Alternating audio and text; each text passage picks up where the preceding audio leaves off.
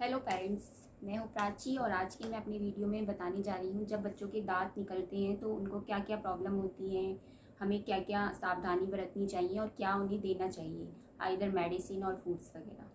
तो सबसे पहले मैं बताऊँगी कि किस एज में दांत निकलते हैं। नॉर्मली क्या होता है हमारे सभी बच्चों में, ज़्यादातर नॉर्मल बेबीज़ में दांत 4 से 6-7 महीने तक फर्स्ट टीथ हमारा निकल जाता है। और फर्स्ट टू टीथ दिखते हैं सबसे पहले नॉर्मल बच्चों में, नीचे के इंसीजर टीथ सबसे पहले निकलते हैं। किसी किसी बेबी में वो 5 महीने में निकलते हैं, किसी में 6 में, और किसी में मतलब नॉर्मली क्या है 7-8-9 अप टू 13 मंथ्स तक वो निकल सकते हैं। अगर 13 मंथ के बाद अगर निकल रहा है दैट मीन्स कि वो डिले हो रहा है। उसमें बहुत सारे रीज़न हो सकते हैं कि डिले क्यों हो रहा है। किसी में फैमिलियल होता है, दैट मीन्स कि अगर उनके पेरेंट्स के लेट निकले थे तो उनके बच्चों के भी लेट निकल रहे हैं। और किसी में एनीमिया की प्रॉब्लम है, कैल्शियम की प्रॉब्लम है, या फिर ग्रोथ स्लो हो रही है बेबी की। तो वो सब डिपेंड करता है अलग अलग रीज़न से। बट नॉर्मल बच्चों में 5 से लेके 7-8 महीने तक पहले टीथ निकल जाते हैं, फर्स्ट इंसीजर अपर साइड और लोअर साइड बोथ। तो हमारे बच्चों में क्या होता है जब भी टीथ निकलते हैं बहुत सारी प्रॉब्लम होती है। जो छोटे बच्चों में पहले टीथ निकलते हैं वो टेम्परेरी टीथ होते हैं। वो हमारे 2.5 साल के बच्चों तक सारे टीथ आ जाते हैं, जो 28 होते हैं अप्रॉक्स, वो सारे टीथ आ जाते हैं। उसके बाद जो परमानेंट टीथ होते हैं वो हमारे 8 साल के बाद आते हैं, जब ये टीथ हमारे जो टेम्परेरी टीथ होते हैं वो झड़ जाते हैं। 6 से 7 साल की एज में वो सारे टीथ झड़ जाते हैं, उसके बाद हमारे परमानेंट टीथ आते हैं। तो अब क्या होता है कि बच्चों में ये जो प्रोसेस होता है इसमें बहुत सारी परेशानियां होती हैं बच्चों की बॉडी में। जैसे कि किसी को फीवर होता है, माइल्ड फीवर, किसी को पॉटी, किसी को वॉमिटिंग टाइप फील होता है, या फिर बच्चे बहुत चिड़चिड़े हो जाते हैं और हर चीज़ च्युइंग करने की कोशिश करते हैं, उनको जो हाथ लगता है वो मुंह में डालते हैं और मसूड़ों को कटकटाते रहते हैं। रात में उन्हें स्लीपिंग में अनईजीनेस होती है, मतलब बार बार रोते रोते उठते हैं। ये सारी बहुत सारी प्रॉब्लम होती है। मेरी बेबी को जो प्रॉब्लम है वो मैं अभी बता देती हूँ। उसको क्या होता है कि क्या होता था कि उसके सर में बहुत ज़्यादा सर हाथ पैर की हथेलियों में बहुत ज़्यादा गर्माहट निकलती थी, मतलब वो सारी गर्म हुई रहती थी। ऐसा लगता था जैसे माइल्ड फीवर हो रहा है। तो माइल्ड फीवर की वजह से जब बच्चे को फीवर जैसा होगा तो बच्चा चिड़चिड़ा भी होगा, उसको पेन टाइप होगा, तो बहुत सारी चीज़ें, मूड स्विंग होता है बच्चों का भी फिर उस वजह से। तो हमें इन सब चीज़ों को ध्यान में रखते हुए कुछ प्रिकॉशन लेनी चाहिए। नॉर्मली क्या होता है बच्चा क्राइंग करेगा तो जब बेबी एबनॉर्मल होगा, मतलब टीथिंग के टाइम पे उसकी बॉडी अलग सा रिएक्ट करेगी, तो वो कुछ खाता पीता भी नहीं है, और जब कुछ खाएगा पिएगा नहीं तो वीकनेस आएगी बच्चों में। तो सबसे पहले तो हमें क्योंकि बच्चा टीथिंग ज़्यादातर नॉर्मली 6 महीने के बाद होती है, मतलब 6 महीने के आसपास के बाद होती है। उस टाइम पे बच्चा क्रॉलिंग करने लगता है। तो जब क्रॉलिंग करेगा तो बच्चा इधर उधर भागता है, कुछ कुछ चीज़ें पकड़ता है। तो जो भी चीज़ उसको हाथ आती है, जब उसके गम्स में प्रॉब्लम, गम्स में किचकिचाहट होती है, तो वो उसको मुंह में डालता है कि इस दर्द को कैसे दूर करूँ। वो उसके माइंड में जो भी आता होगा तो वो अपनी मसूड़ों से सब चीज़ को चबाने की कोशिश करता है। तो हमें उन मसूड़ों को रिलीफ देने के लिए क्या करना है कि हमें बर्फ़ को कपड़े में लेके थोड़ा कपड़ा ठंडा करके और क्लीन कपड़े से अपनी बेबी की मलमल का जो कपड़ा होगा उससे थोड़ी थोड़ी मसाज सी करनी है या हल्का हल्का दबाना है, ताकि उसके जो मसूड़े हैं उनको थोड़ा रिलीफ मिले और उसको बार बार ये किचकिचाहट ना हो कि वो हर चीज़ चबाए।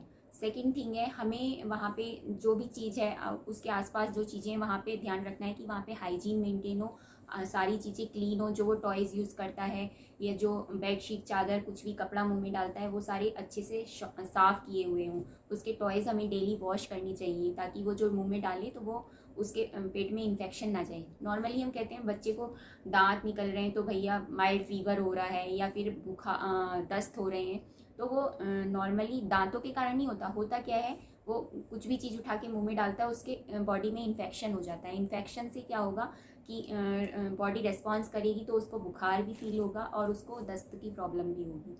तो हमें ये सब ध्यान रखना है कि उसके आसपास का सारा जो चीज़ें हैं, उसके आसपास की एरिया वो क्लीन होनी चाहिए, जहाँ हम रहते हैं वहाँ पे हाइजीन मेंटेन होनी चाहिए। सेकंड थिंग है, हमें उसको क्या चीज़ देनी चाहिए, क्या रेमेडीज़ हम कर सकते हैं कि उससे उसको रिलीफ मिले। तो फर्स्ट ऑफ ऑल हमें जैसा अभी मैंने बताया था कि मसाज करनी चाहिए, तो हाथों से ठंडे पानी से या ठंडे बर्फ़ को हाथ पे लगा के, उसके बाद डायरेक्ट नहीं लगाना, क्योंकि उसमें कुछ प्रॉब्लम हो सकती है, ज़्यादा ठंडे से उसे कोल्ड ना हो जाए और कुछ नहीं। तो फिर है उसको हमें क्या फूड देना चाहिए। फूड क्या होता है, बहुत सारे ऐसे फूड हैं कि बच्चा उस टाइम पे नहीं खाता, तो हमें उसको हार्ड फूड जो उसके लिए बेनिफिशियल है वो देनी चाहिए। जैसे कि हम एप्पल हो गया, एप्पल थोड़ा हार्ड होता है, तो हम वो दें ठंडा कर, फ्रिज से निकाल के काट के उसको दें। एप्पल हो गया, आपका कैरेट हो गई, कुकुम्बर हो गया, ये सब हम उसे देंगे तो वो च्वी करेगा, तो उसकी माउथ को, उसके मसूड़ों को थोड़ा आराम मिलेगा, टीथिंग में आसानी होगी। टीथर आते हैं मार्केट में बहुत सारे, नॉन रिएक्टिव सिलिकॉन के बने हुए होते हैं। प्लास्टिक नहीं देना, plastic is a harmful for babies, तो हमें सिलिकॉन के टीथर देने चाहिए ताकि वो उसको चबाए तो उसको रिलीफ मिले पेन में। फिर है उसको ग्राइप वाटर देते हैं हम, और नॉर्मली जो भी सूजी रस्क हो गया, बिस्किट हो गया, ये देते हैं। अब ग्राइप वाटर की मैंने बात की है, तो ग्राइप वाटर क्या है, एक वाटर होता है जिसमें क्या है, जिसको हम नॉर्मली टीथिंग के टाइम पर ही देते हैं बेबीज़ को। ये रिलीफ देता है दांत निकलने में, और उसके मसूड़े भी आराम, मसूड़ों को भी आराम मिलता है। तो मेरे पास डाबर का ग्राइप वाटर है। बेसिकली ग्राइप वाटर क्या होता है, ये रिलीफ देता है स्टमक पेन में, और अगर कॉलिक फील होता है बच्चों को टीथिंग के टाइम में, उस सब में रिलीफ देता है। इसमें बेसिकली जितने भी कंटेंट होते हैं वो आयुर्वेदिक हैं, दैट मीन्स ये आयुर्वेदिक मेडिसिन है। बट हाँ, इसमें शुगर कंटेंट ज़्यादा होता है, तो ये हमें बहुत ज़्यादा क्वांटिटी में नहीं देना, एज़ पर प्रेस्क्रिप्शन देना है कि हाँ हमें ये दिन में कितना ml देना है। वो 2 से 3 ml जो भी प्रेस्क्राइब करेंगे डॉक्टर आपकी, उसके अकॉर्डिंग देना है। सेकंड आता है हमारी एक मेडिसिन, वो एलोपैथिक में डॉक्टर नहीं बताते हैं, कोई भी डॉक्टर नहीं बोलता है, क्योंकि teething is a natural process, वो होता है। बट हाँ, हमारी मम्मी ने और हमारी जो भाभियाँ हैं, बहनें हैं, वो उन सभी ने यूज़ की हैं, तो हमें भी बताई हैं।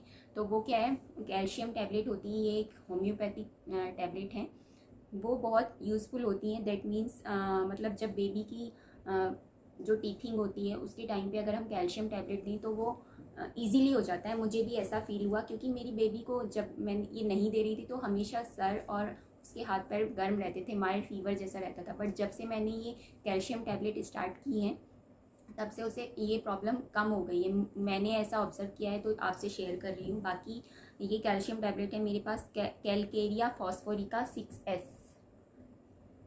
ये एक होम्योपैथिक मेडिसिन है, जो कि मतलब कैल्शियम का सप्लीमेंट है। मतलब क्योंकि बच्चों के टीथिंग के टाइम में उनको कैल्शियम की रिक्वायरमेंट रहती है बहुत ज़्यादा, तो इसको हम रेगुलर अगर देते हैं तो उससे ये हेल्प करता है टीथिंग में।